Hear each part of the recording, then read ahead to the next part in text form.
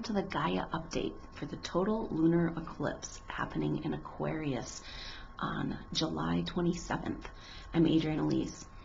Well, this is one of the most powerful eclipses. We had that really powerful total solar eclipse last year, and that was, of course, in Leo.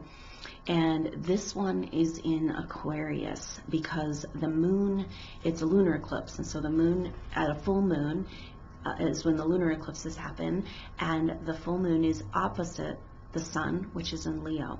So we've got this Leo Aquarius axis totally activated with the nodes of the moon. So the north node of the moon has been in Leo for the last over a year. And we're completing this cycle in a few more months when the north node will move into Cancer. So we're getting the message here about what is this north node in Leo about. Now, it has a lot to do with the south node in Aquarius, and so that's what's really activated, because this full moon means that the moon is conjunct the south node, and who else is there but Mars in retrograde.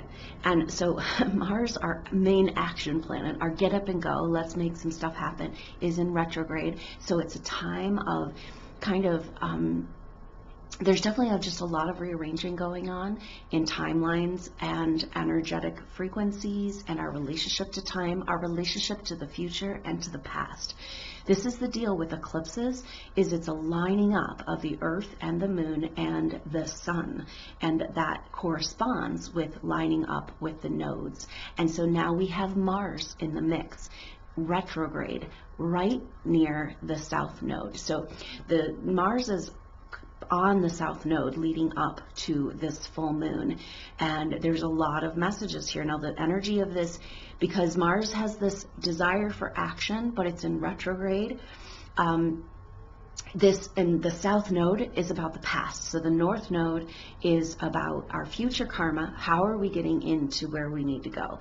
And then the south node is what from the past is holding us back. So we're looking at issues of the Aquarian age, and Mars going retrograde in Aquarius is a very strong message from the universe that we are trying to figure out how to move forward in the Aquarian age. And we are having to do some major restructuring of our reality and our energetic field in order to do this. Now, the universe is saying it's time, because this eclipse happens, the moon will be at 4 degrees 44 seconds of Aquarius.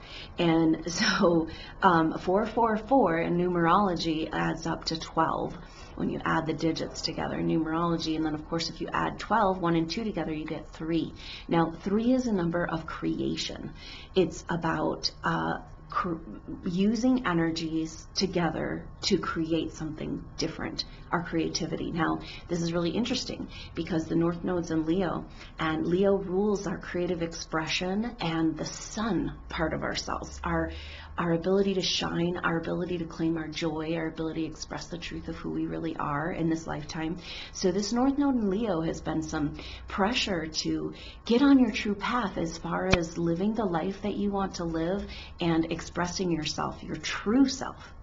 But the deal is that a lot of people don't even know who they really are, because we've been living in this paradigm that's kind of designed to keep us from really actualizing. And so this eclipse has this crazy energy of like literally becoming who you really are, but it's somebody, maybe it's somebody you don't even know, because you're so, that part of you is so suppressed, maybe through past life traumas and stuff like that.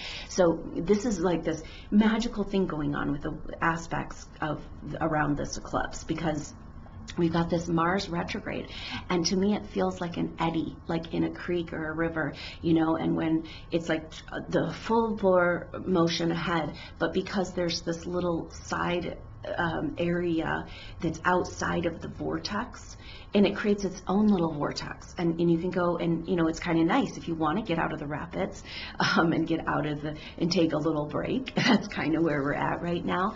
But with this Mars retrograde, especially right there on the south node, we're in an eddy of repeating patterns. And I mean, it's almost like, you know, Groundhog Day in a way, this energy of like, waking up in the same place that you've been a number of times before, and these patterns are showing themselves. It's almost like they're getting closer and closer together with this strange, so eclipses really affect time, and in particular with Aquarius has such quirky energy, and so it's like we're having this energy of an adjustment of our relationship to time.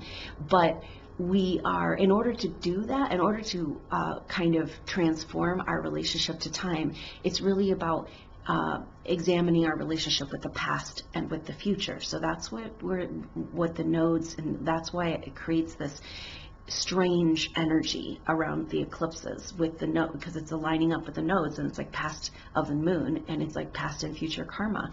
So the Mars retrograde is kind of serving a purpose of keeping us in this eddy where we're maybe resting, but we're maybe examining patterns that are like, you know, where like maybe it's like, oh, I'm back in this pattern again. You know, I did this last year, I did this months ago, I did this years ago, I did it lifetimes ago. But now it's like, wait a minute, I'm back in the eddy again. And it's like I'm seeing the same thing over and over, because these patterns need to get very, very clear so we can make the choice to vibrate at a different frequency. So the Aquarian age has a whole different vibrational energy, and it's almost like there's a group of souls on the planet that have chosen this time right now to move into this whole new dimensional frequency with this eclipse season. I mean, it's like not only do we have eclipse season with 3 eclipses this summer, which is usually, you know, a lot of times there's only 2. So we have 3 eclipses, then we've got Mars retrograde, and then right the day before this total lunar eclipse, Mercury goes retrograde. So to have Mercury and Mars retrograde at the same time and the eclipse, all of it together, it's just like the time is now, and I don't know what that means. You know, it's individual for all of us, but there's definitely a feeling of like, you know, being suspended and waiting for like a new timeline to land. So by using the energy of this full moon eclipse and really being present with the energy, so I hope you can join the group session. We're going to do it leading up to the exact time of this lunar eclipse, and we're going to go ahead and look at shared past life information that might help us clear and harmonize and reset our vibrational frequency to be able and activate into this new energy.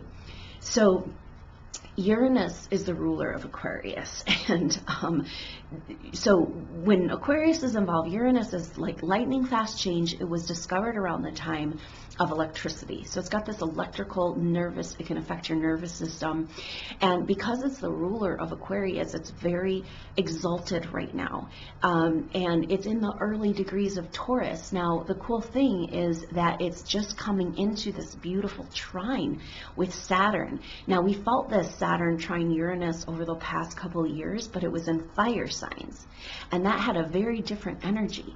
So now we're heading into this Earth trine energy, and we had Venus kind of start that off. Venus in Virgo came into this grand Earth trine.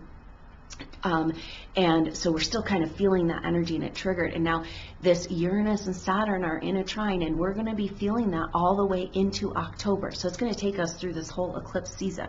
So it's like, okay, 3 eclipses, Mercury and Mars retrograde, and luckily we have some, you know, the universe is kind of like giving us everything we need. That's the energy right now. What you need to do what you're here to do, and to live your life, and to be the truth, live the truth of who you are, which you might not even know who that is yet, but you might after this eclipse. But to do that, you know, we need to be able to reset our vibration, and this energy is really helping us. So Saturn and Uranus in a trine in earth signs. Saturn at the beginning is in a retrograde, so it's gone back, and that's what's making it come into this trine with Uranus. And so they're just 2 degrees apart right now, and they are about, now Saturn's a reality planet. It's like 3D manifested world, and the rules, it governs the rules of karma and the rules of this physical 3D reality. Uranus is like, whew, out there, right? I mean, and it's like information. Aquarius is an air sign, so we're looking at the air signs always work with, you know, the realm of the mind, and so we've got like perspective and information. Now, when Uranus is in aspect to planets and it's activated, you can always expect unexpected things and unexpected happenings. Information can come in, synchronicities. It's a really important time in this next couple of months to really pay attention, because if we are being I just keep seeing this picture of like mama cat picking us up and it's kind of like, okay, you're dirty in the mud from this old paradigm, and we gotta get licked off, cleaned off, and then put back into a new paradigm. And we're kind of suspended there right now, clearing and healing and trying to, you know, looking at in the eddy of the past, having repeating patterns just get very amplified so that we can choose something different and move into a new energy. And so that's a lot of what's happening. So pay attention to the messages coming through with now when Saturn and Uranus come together, because Uranus is the energetic world that we don't see, the vibrational world that we don't see. It's not manifested into form, and Saturn is the manifested into form. These planets, especially in earth signs, there's a huge opportunity for manifesting, like to bring into form the energetic truth of who we are, or the life we want, or the vision we see for our planet and for each other. And so there's some magic going on. Now, it's interesting because Uranus is in that beautiful trine with Saturn, but Uranus will also make a T-square with the sun and the moon for this full moon. And Taurus is a square. It's another fixed sign. So this is a fixed T-square happening at the time of this lunar eclipse. And so that means that there's a 90-degree angle between the sun and the moon to Uranus, the ruler of Aquarius, where this eclipse is happening. And so that is really potent. And of course Mars is involved. Okay, so Mars is heading into this square with Uranus, and so Mars retrograde, it's having 3 squares with Uranus in this retrograde cycle. So we're heading up on the second time of this, and you know, Mars is a little bit frustrated right now because it wants to go forward, but the message from the universe is like, wait, it's not time. You're restructuring your reality. Chill. Like, so this is the deal with the Earth trine too. The Earth is receptive. The Earth waits and receives. It's a feminine way of creating, where Mars represents our masculine side, action planet. Let's do it. Let's make it happen. And I'm going to go out there and make the world I want, right? And then we get into all kinds of energetic karmic things we need to work through and all that. And but this energy of this Earth trine is saying, learn from the Earth, learn to wait, and learn to, you know, allow the magic and the change and the energies to the frequencies, you know, because if you're too busy and you're trying to make it happen with your ego and your, you know, your will, it's like not going the right direction right now, you know. And so it's like the huge messages on all levels to sit tight, wait, open to receive, allow. This is the feminine way of creating. And so as this Earth trine, there's this beautiful energy of allowing ourselves to ground out and connect deeply into the Earth, to become really present in this physical reality, but bringing the light, you know. So this is all about the Uranus and Taurus is a lot about bringing the spirit. It's a spiritualization of the Earth and coming down to Earth, but bringing the spiritual energies with us into manifested form. And so this Earth trine energy is like, allow yourself to be the cup and wait for the right time to co-create with the universe. And it's way easier. It's actually effortless, okay? But then, you know, there's so many, especially indigo and light worker souls, crystal seeds. It's like, I'm here to do something. I gotta go do it. The time is now, right? And it's like, yeah, the time is now. you're stuck in eddy, and you're reprogramming and recalibrating for the new timeline, and you're not quite ready, and you don't really know who you are. So it's like we're in this process. We can't just jump forward. We can't just go create the life we want, because we don't even know who we are, and we don't even know where we're going, and our timeline hasn't landed. And so we're just, and it's hard because this has been a long time of lifetimes of waiting, right, for the energy to be right, but it's happening. And so the energy is to be, can you be the cup that can receive the blessings that want to come to you? And can you slow down and allow yourself to co-create with the universe by receiving and allowing and being quiet and listening and paying attention? And so the image that I have of this is becoming the Holy Grail. Like, can you be the Holy Grail and allow yourself to be so receptive that you are the container for the blessings that are trying to come onto the planet right now? And then, can you, use that metaphor to move into these new energies and be that living, breathing demonstration of what's really possible. So that trine of Saturn and Uranus is saying this, like, we can spiritualize the earth. We can bring magic into form. We can create the world that we want to do. And of course, then Mars and the nodes and the eclipses are like, wait, hold on, what are we doing? And that's this timeline alignment. So it's very possible. It's really great time to really pay attention at this eclipse, because there's a timeline alignment available. And the eclipses always have, like I said, this weird time stuff, and here we are in between eclipses, and it's kind of like a time when things are just a little bit strange, and your relationship to time and how time moves, your perspective of time and the days and the hours, and it could like stretch out and compress, and that's actually a really good thing, because it's telling you that you're adjusting your frequency vibration to move into a way more productive and supportive energetic frequency and paradigm that is going to support you in who you really are and doing what you really want to do here, and being a part of this, creating this, spiritualizing the earth and bringing the cosmic energies into communication with Mother Earth to move into like the new earth frequencies. And so just an incredibly powerful time, and nobody really knows what this means. We can surmise about it.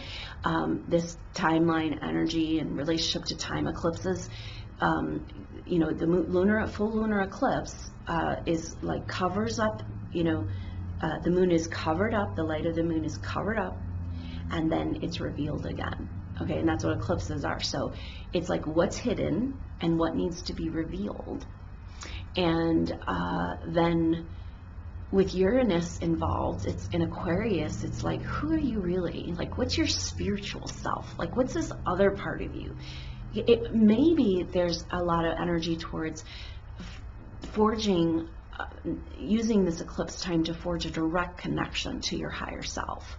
And then what does that look like? Is that the new timeline? Is that the new reality? But it really is time to step into some new energies, and the universe is giving us beautiful, beautiful cues about this. And but we're being asked to reconcile the past, shake off the old, clean off the mud, get used to a new way of being. It's like, say, somebody, like, you've heard of stories of like people who win the lottery, but they're not used to having money, and it's so uncomfortable for them to have money, they spend it in a very short amount of time. It's like they'd rather not have the money because they have a poverty contract or poverty consciousness, and so they're going to keep creating that. So people who would just come into money have to do, really make an energetic shift to get used to a different frequency, and that's literally what's happening. But these are spiritual abundant blessings, literally like showering of gold. So on Sunday the 22nd is when the moon moves in, or the sun moves into Leo. And so Leo is ruled by the sun, and the sun loves being in Leo, and it's about our heart chakra and opening up to love. And so that's kind of this energy of like, Can you receive the spiritual blessings that are trying to come your way? Can you change your vibrational frequency by letting go of these stories of the past in order to vibrate into something new? And this is also highlighted by the fact that Venus will be in square with Neptune for this full moon eclipse, and I mean not square, opposite of Neptune, Venus in Virgo, opposite of Neptune in Pisces. So the Neptune in Pisces can represent the past, especially since we're talking about moving into the age of Aquarius. We're coming out of the age of Pisces. And Venus is, what do you really care about? What do you really want? You know, and maybe that's part of the reset that's going on right now. Can we dream a new dream and vision a new vision that's doesn't involve the trauma of our past age, of our past? And so Venus is heading up, after we get through this whole retrograde cycle, Venus this fall is going to take a retrograde in Scorpio.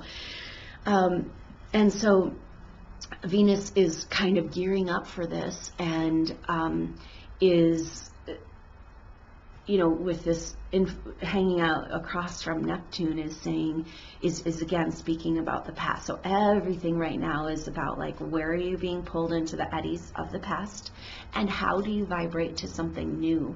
You know, if we don't know who we are, Venus is a lot about our values, what we really care about, what makes us feel good, and our self-worth. And it's like, we talked about how all this new information is coming in, the true self, and, you know, we might not even know who we really are. And so the Venus retrograde is coming at a beautiful time, really, because it's kind of like it's going to allow us this fall to calibrate to these eclipses and this retrograde cycle, and kind of be like, okay, I'm allowing myself to flirt with these new energies, come into this new different way of being in the world.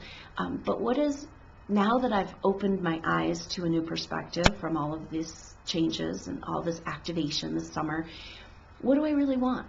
You know, like, what do I really want? And so Neptune is our ability to dream and vision and fantasize. It's also the downfall of, you know, the Piscean age, which had where, you know, the power of religion was used to control people, you know. So it's like kind of delusions and losing yourself in and the world is definitely in lots of delusion right now. It's all part of it, but Venus wants some clarity here. Venus wants to care about ourselves enough, you know, in Virgo there, to be able to vision a new world and create a new vibration and dream a new dream. And so it's definitely evaluating what is in our self-worth. You know, Virgo wants to discriminate and sort things out and see the truth. And so we're looking at, you know, so do you feel like you deserve this abundance? This wants to shower down from the universe? Or, you know, are you still working out some past karma or programming that says you don't deserve, which is ridiculous, because, you know, this is the sun moving into Leo. It's really helping us, you know, every year at this time of year we get to celebrate that we are the sun. And so it's like the blessings, the spiritual blessings that want to shower down, and do we deserve them? That's kind of a silly concept, because we're actually, by the nature of existence, you know, the I am presence, like I exist, that is by birthright, by that whole thing, means you have the energy of the cosmos within you, because that's where you came from, that's what you're made up of.